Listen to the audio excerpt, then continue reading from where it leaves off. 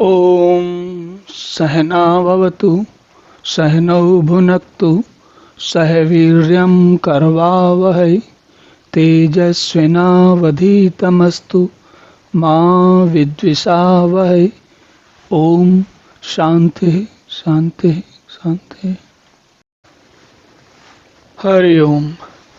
तो पिछले श्लोक में भगवान ने अर्जुन को व्यवहारिक बात कही। उन्होंने कहा कि तुम योद्धा हो और योद्धा के धर्म से, योद्धा के नाते तुम्हें युद्ध करने के लिए तत्पर होना चाहिए, न कि भय, मतलब भय अपने खुद के शरीर या खुद की मृत्यु का नहीं, भय इस बात का कि जो विपक्ष में उनके प्रिय लोग हैं उनकी हत्या होने वाली है, उनको हानि पहुंचने वाली है, इस बात का भय योद्धा के नाते अर्जुन को नहीं होना चाहिए।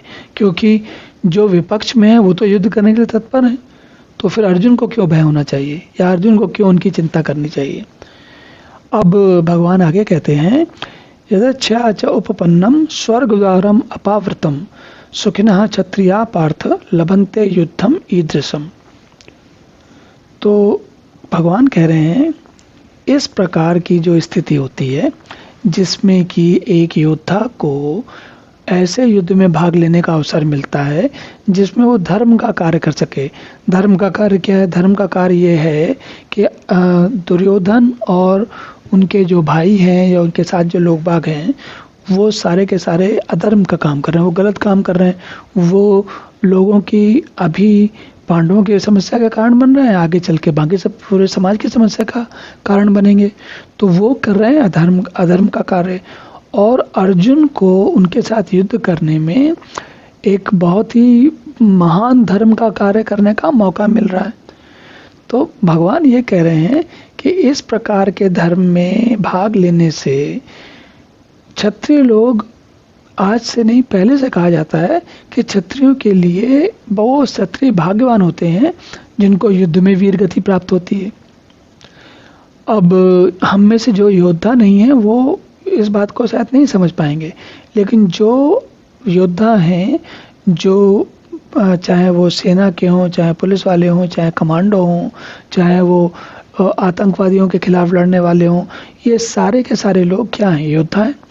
और इनके बारे में हम आज भी समाज में यही समझते हैं कि अगर इनमें से किसी की मृत्यु हो जाती है किसी ऐसी परिस्थिति में जबकि वो अधर्मी या अपराधी व्यक्ति को पकड़ रहे हैं, तो क्या कहा जाता है? ये कहा जाता है कि वो अपने काम में, देशभक्ति के काम में उन्होंने वीर गति प्राप्त हुई।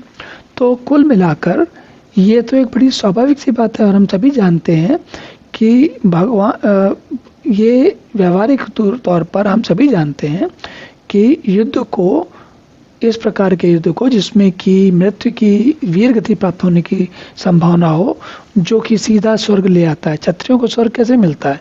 अगर युद्ध में वीर गति प्राप्त करें तब। तो भगवान ये कह रहे हैं कि अब ये तो तुम स्वयं ऐसी जगह आके खड़े हो गए हो जहाँ पर तुमको स्वर्ग मिलने का पूरी व्यवस्था बन गई है, तो अब तुम क्यों घबरा रहे हो? अब क्यों चिंता कर रहे हो? तो अब आगे देखते हैं कि भगवान क्या कहते हैं। ओम पूर्णमदः पूर्णमिदं पूर्णात् पूर्णमुदच्यते पूर्णस्य पूर्णमादाय पूर्णमेवावशिष्यते। ओम शांति शांति शांति।